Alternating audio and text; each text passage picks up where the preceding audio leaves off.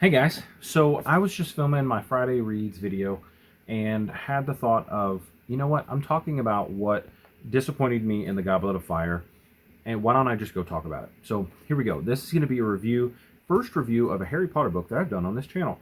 I'll go back and do the other ones, I guess, maybe. We'll see. Harry Potter stuff does good on YouTube, so I might. But something I'm really, really frustrated with, and I did 4 points of frustration. Now, to preface, I loved this book. It was my favorite book, my first read of the series, and it's still a darn good book. I'm going to say that before I start tearing it apart. I really like it. This is not me coming from a place that I don't like this book. I gave it 4 stars on Goodreads. Yes, I did. And I probably would have given it 5 stars the first time I read it and the first time around. That being said, problem one I have with not just this book, but the series is she had no plan when she got started. I believe she wrote book 1 and then got published and was like, holy crap, people like what I'm writing, and worked on making things work.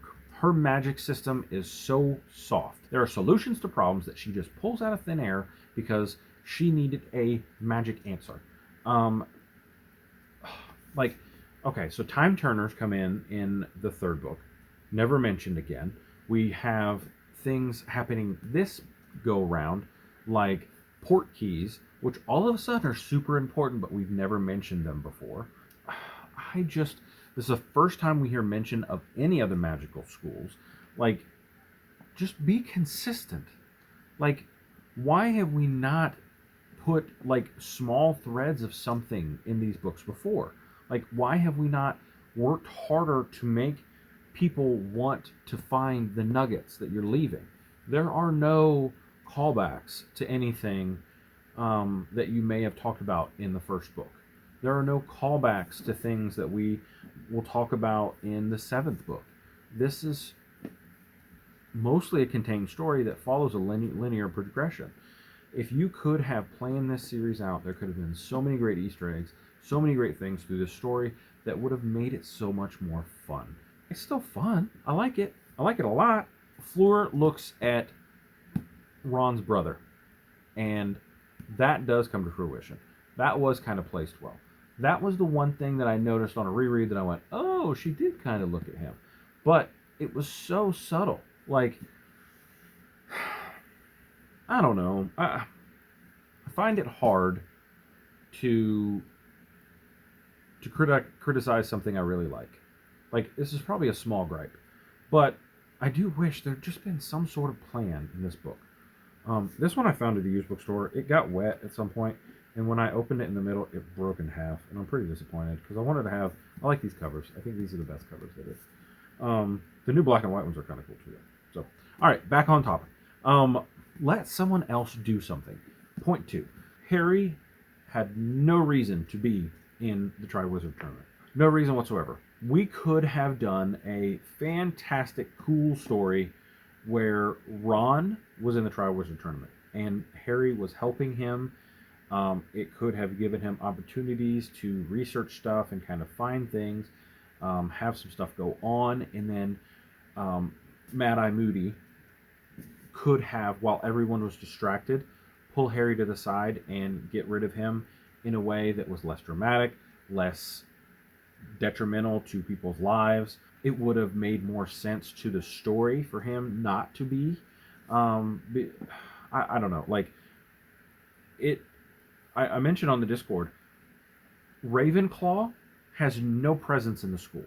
Like, why could we not have given Harry a normal school experience where he did not face everything and become this larger than life character? He could just be a school kid that deals with everyday stuff and is trying to live his life, and big things are happening in the school around him, and we can highlight those things. He can meet those characters. We can learn more about interesting characters in different classes, different houses. Even if he, in book 2 got to meet Cedric Diggory, and Cedric Diggory and him kind of became friends when they were talking about Quidditch in book 3, and then in book 4 they are leaning on each other and they're like, hey Harry, I had this question. Didn't you like go see a dragon with Hagrid? I heard dragon's going to be the next thing. What would you do? And he can suggest ideas to, like, he could have been involved, just not the focus of the story. And I think it would have brought enjoyment. Like, the first fight we see with Harry and Ron is because Harry is just so focused of everything, everywhere. Everybody knows his name. He's so much part of the story. Like, why couldn't he have kind of stepped back a little bit and the school really get a book here? Like, a focus on the school, learn more about what's going on in the school. Hermione keeps talking about the history of Hogwarts. Maybe she could really give them what's going on in school, like what happened in the last Triwizard Games. Cool things where they're going to different events and, make it 8 events. And so it fills the story more and they're going to watch these different cool things happen and they're part of the story because they help the different contestants. Would have been so much more fun. Give somebody else some page time. I know it's Harry Potter's story, but he could have done so much while the Triwizard Tournament was going on and he didn't have to be a focus. I would have enjoyed the book more that way. If I wrote it, that's how I would have approached it. Hey, but I didn't write it. Number 3, stupid romance. I know eventually you're supposed to couple people up. All of a sudden, he has this huge crush on Cho Chang, who we've mentioned one time in another book. I didn't like any bit of the romance in this at all. Ron is being awful to his best friend because he's jealous that he didn't ask her out first. I get it. Like, you like a girl and you want her to be with you, but you don't know how to say it because you're an awkward teenager. Okay, whatever. But I don't think he would be awful to her. I don't think his personality up to this point would be him being just a D-bag to Hermione because she got to go on a date with the coolest guy in that they've ever met. I know they end up together. I've never thought they were good together. I never thought eventually the romance between Harry and Ginny is good. Like, I never thought any of the romances in this book, like, Sanderson's not great at romance, but he at least writes a believable one. Like, it ain't the best, but it's at least believable. This is not even believable. Like, the romance was bad. Like, I'm not a romance fan, but I like to see some, good romance. I mean, right now we're watching Bones, and just the chemistry between Bones and Brennan, or Booth and Brennan, are fantastic. I watched the first 10 episodes and never finished the series. My wife is doing a first watch on this series, and I'm really, really excited just how much she enjoys it. She's a Love fan. I'm a Forensic fan. Like, I like that part of the story. So we both find things we enjoy, but I really just like how good their romance is. I enjoy a good marriage. I enjoy a good relationship where people come together and the relationship makes sense because you believe that those two people could be together. In this story, the entire story, you don't believe any of these people could be together. Ginny marrying Neville makes sense. They've gone on dates before. They've spent time together. Harry marrying Luna makes sense. They connect on a personal level. Hermione marrying Victor Crumb. She's super intelligent, probably going to be a huge person. He's going to be a very famous Quidditch player. Makes sense. Ron marrying someone else who we haven't met yet. Or from a different house. They don't all have to be with Gryffindors. Like, the school is not a bastion of just Gryffindors and then everybody else. Like, why not just make a Gryffindor school? Ugh. Enough ranting about that. And number 4, destroying a great bad guy for no darn reason. Crouch was fantastic.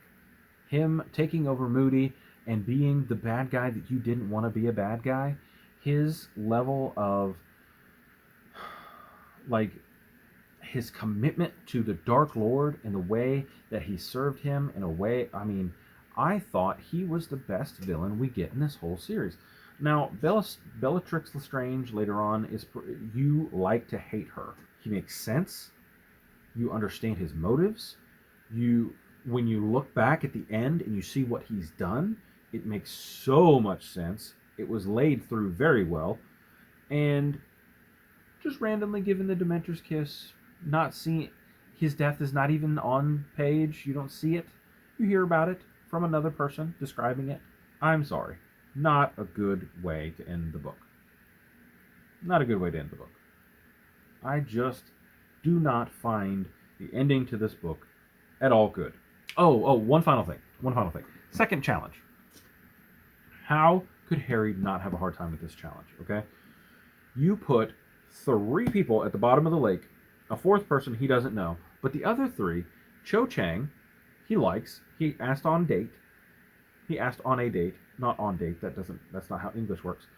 Second one, his second best friend, Hermione Granger, and his first best friend, Ron Weasley. So he's going to get there first and look at these three people and not want to wait and make sure his friends were safe because he believes that they're going to drown.